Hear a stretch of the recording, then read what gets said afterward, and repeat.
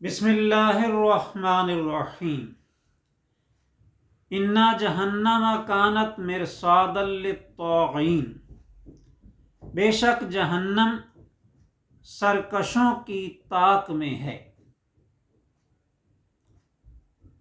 سرکش وہ بدترین لوگ ہیں جو اسلام کی حقانیت کو جانتے ہوئے بھی اس کو تسلیم نہیں کرتے اور اوامر و نواہی سے واقف ہونے کے باوجود ان پر عمل نہیں کرتے۔ یعنی ان کو معلوم ہے کہ اللہ تعالیٰ اور اس کے رسول صلی اللہ علیہ وسلم نے کن کاموں کے کرنے کا حکم دیا ہے، لیکن وہ سرکشی کرتے ہیں، وہ کام نہیں کرتے۔ اور انہیں یہ بھی معلوم ہے کہ کن کاموں سے اللہ تعالیٰ اور اس کے رسول صلی اللہ علیہ وسلم نے منع فرمایا ہے، لیکن اس کے باوجود وہ پرواہ نہیں کرتے اور ان غلط سلط کاموں کو بھی بار بار کرتے رہتے ہیں۔ انہیں نہ تو دنیا میں کسی شرمندگی یا سزا کا خوف ہوتا ہے اور نہ ہی وہ آخرت کے عذاب سے ڈرتے ہیں۔ نہ انہیں جنت کی تمنا ہے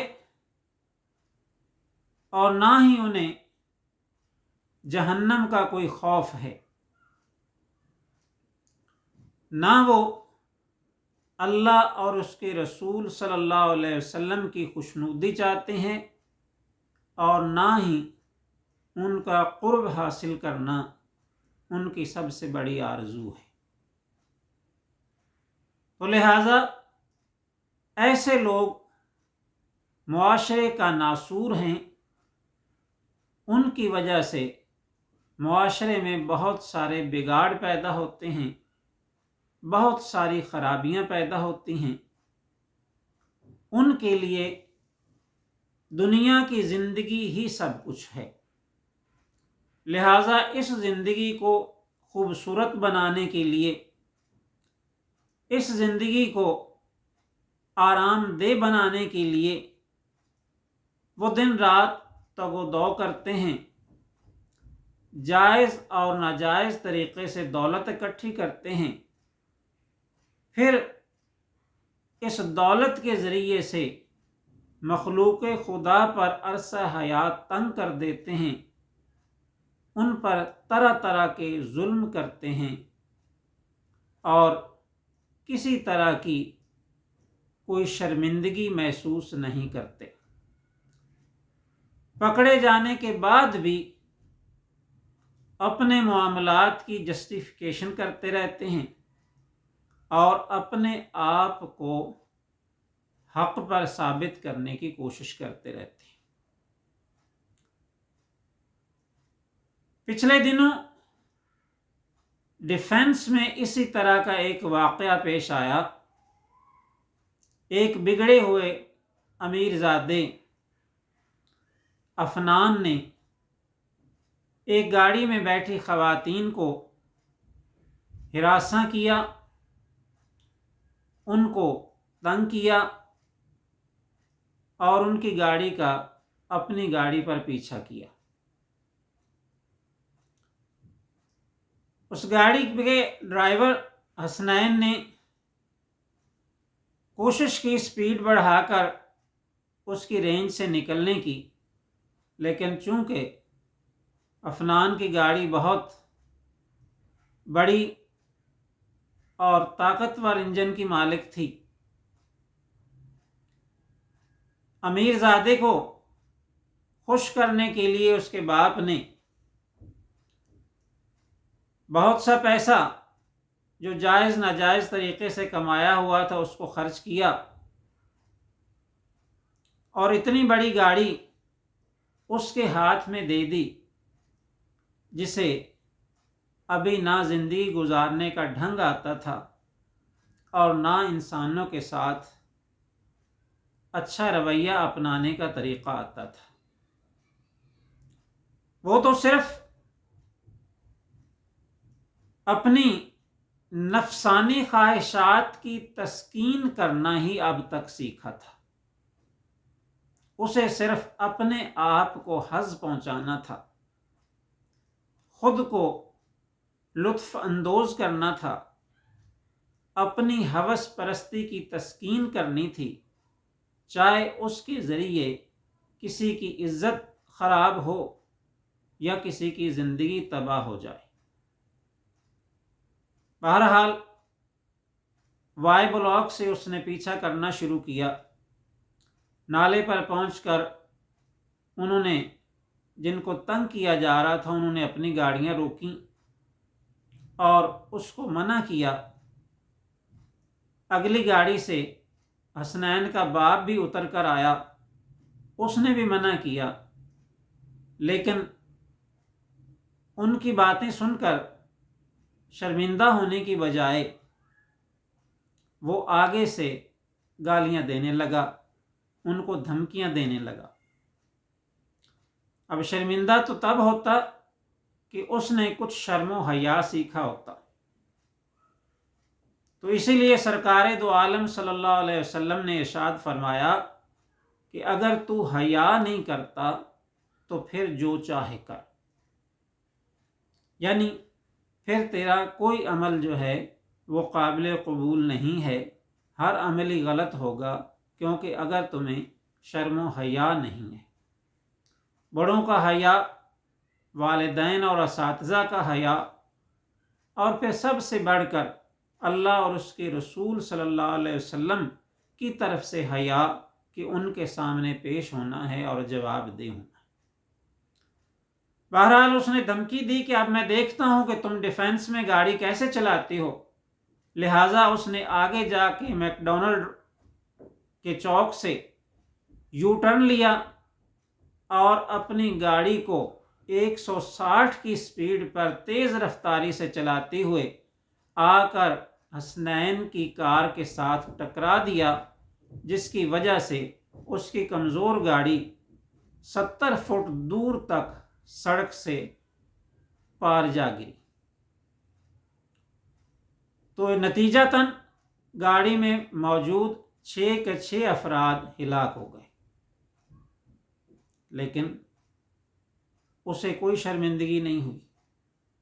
جب پولیس نے اس کو پکڑا تو اس نے کہا کہ I had no choice but to hit the car، کہ میرے پاس اور کوئی آپشن ہی نہیں تھا کہ میں گاڑی کو جو ہے وہ ہٹ کر دوں۔ پھر دیکھیے ہمارے ملک کا قانون امیر زادوں کے تحفظ کے لیے کیسے آگے بڑھتا ہے۔ اس کے لیے صرف ٹریفک حادثے کا چالان کیا جاتا ہے۔ پولیس، عدالتیں اور اس ملک کی اشرافیہ سب آپس میں ملے ہوئے ہیں اور یہ ایک دوسرے کا تحفظ کرتے ہیں، بطور خاص امیر زادوں اور بڑے لوگوں کا۔ تو اس واقعہ کے متعلق ذکر کرتے ہوئے سما ٹی وی پر ایک تجزیہ کار زیغم خان نے یہ کہا کہ اس کی وجہ یہ ہے کہ چونکہ ہمارے اسکولوں میں جو سلیبس پڑھایا جاتا ہے، ہمارے تعلیمی اداروں میں پڑھایا جانے والے سلیبس کا مقصد یہ ہے کہ حضرت سید علی بن عثمان حجویری داتا گنج بخش رحمۃ اللہ تعالی علیہ جیسے اولیاء کرام پیدا کیے جائیں۔ کاش ایسا ہوتا جو اس نے کہا، کاش ایسا ہو سکتا کہ اسلام کے نام پر بننے والے اس ملک میں واقعی ایسا سلیبس ہوتا کہ جس کے نتیجے میں حضرت داتا گنج بخش رحمۃ اللہ علیہ کی پیروی میں ان جیسے اچھے سچے مسلمان پیدا کیے جاتے۔ لیکن کیا کریں، وہ آنکھ کے ہے جلوہ افرنگ سے روشن، وہ آنکھ کے ہے جلوہ افرنگ سے روشن، پرکار و سخن ساز ہے نمناک نہیں ہے۔ جو اہل یورپ اور امریکہ کی تعلیمات سے مستفید ہونے والے لوگ ہیں، ان کی آنکھیں پرکار و سخن ساز تو ہیں، بڑے غمزہ و ادا عشوہ و ناز تو دکھاتی ہیں، لیکن ان میں کسی دکھی اور پریشان حال کے پریشانی کو دیکھ کر، دکھ کو دیکھ کر، مصیبت کو دیکھ کر کبھی نمی تیرتی ہوئی نظر نہیں آئی، کیونکہ وہ درد دل سے آشنا نہیں۔ بہرحال اس نے اس واقعہ کی آڑ میں اولیاء کرام کے ساتھ اپنی دشمنی کا اظہار کیا، اپنے خبث باطن کا اظہار کیا، لیکن اسے شاید معلوم نہیں ہے، حدیث قدسی ہے، سرکار دو عالم صلی اللہ علیہ وسلم ارشاد فرماتے ہیں کہ اللہ تعالی نے فرمایا من عاد لی ولی، جو میرے اولیاء کے ساتھ، میرے ولیوں کے ساتھ دشمنی کرتا ہے، فقد اذنتہ بالحرب، تو میں اسے لڑائی کا چیلنج کرتا ہوں۔ تو یاد رکھیں، اللہ تعالیٰ کے دوستوں کو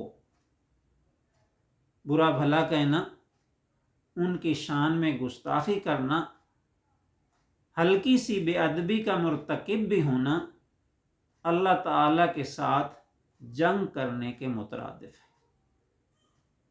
لیکن مجھے حیرت ہوئی کہ اس کے اس بیان کا، ان باتوں کا علماء کرام اور مشائخ اعظام کسی نے نوٹس نہیں لیا۔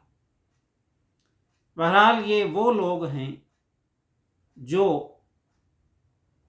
اپنی خباثتوں کا اظہار اس لیے کرتے ہیں کہ اپنے سرپرستوں امریکہ اور یورپ کے نظام تعلیم کو بہتر اور اعلیٰ ثابت کر سکیں۔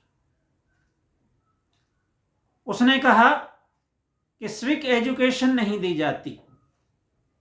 اب دیکھیں، سوک ایجوکیشن حاصل کرنے والے لوگوں کو دیکھ لیں کہ وہ چاہے شاہ زیب جتوئی ہو یا نور مقدم کو قتل کرنے والا ذاکر ہو،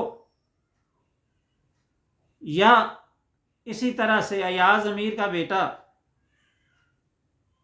اپنی بیوی کو قتل کرنے والا ہو، یہ سب سوک ایجوکیشن حاصل کیے ہوئے تھے۔ اس کے باوجود بھی انہوں نے نہایت بے دردی سے قتل کیا، اور قتل جیسے عظیم سنگین جرم کے مرتکب ہوئے۔ تو انہوں نے کون سے مدرسے سے تعلیم حاصل کی تھی؟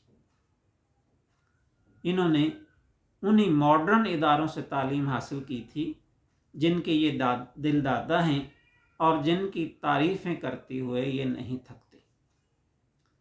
تو ان ماڈرن اداروں سے فارغ ہونے والے لوگ نہ علم و ادب کی گہرائی تک واقفیت رکھتے ہیں، اور نہ ہی اس کی گہرائی جانتے ہیں، نہ یہ تہذیب و تمدن سے آشنا ہیں، اور نہ ہی یہ انسانی جذبات کا احترام کرنا جانتے ہیں، نہ ہی ان کے اندر بڑوں کا ادب ہے، اور نہ ہی ان کے اندر چھوٹوں پر شفقت کرنے کی صلاحیت ہے۔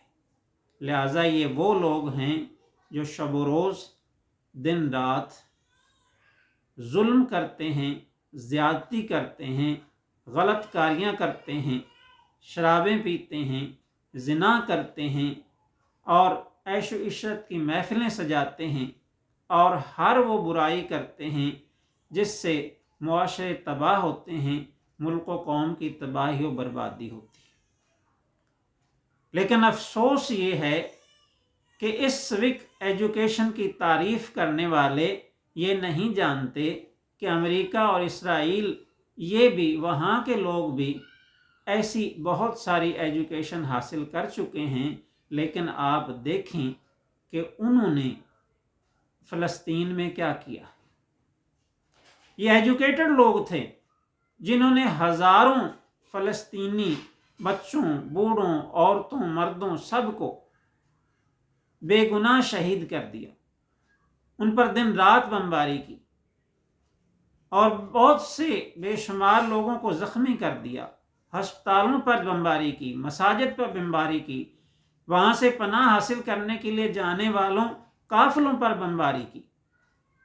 یہ وہ ایجوکیشن، یہ چاہتے ہیں کہ اس طرح کی تعلیم دی جائے کہ یہاں انسان اگر کچھ باقی ہیں اور کچھ ہمدرد اور غم گسار ہیں تو وہ بھی ہمدردی اور غم گساری کو چھوڑ کر درندے بن جائیں۔ یہ ایسی تعلیم چاہتے ہیں جس کا آغاز بھی رسوائی ہو اور انجام بھی رسوائی ہو، دنیا میں بھی شرمندگی ہو اور آخرت میں بھی ذلت و خواری کا عذاب ہو۔ تو لہٰذا یہ ایسی تعلیم کا پرچار کر رہے ہیں۔ کیا حالات ہو گئے ہیں اور کس طرح کے لوگ آ کر ٹی وی پہ بیٹھ گئے ہیں جو برائی کا فروغ کرتے ہیں، اچھوں کو برا اور بروں کو اچھا کہتے ہیں۔ عقل ہوتی تو خدا سے نہ لڑائی لیتے۔ یہ وہ لوگ ہیں جنہوں نے اللہ تعالیٰ کے ولیوں سے دشمنی کر کے اللہ تعالیٰ سے لڑائی لے رکھی۔ عقل ہوتی تو خدا سے نہ لڑائی لیتے، یہ گھٹائیں اسے منظور بڑھانا تیرا۔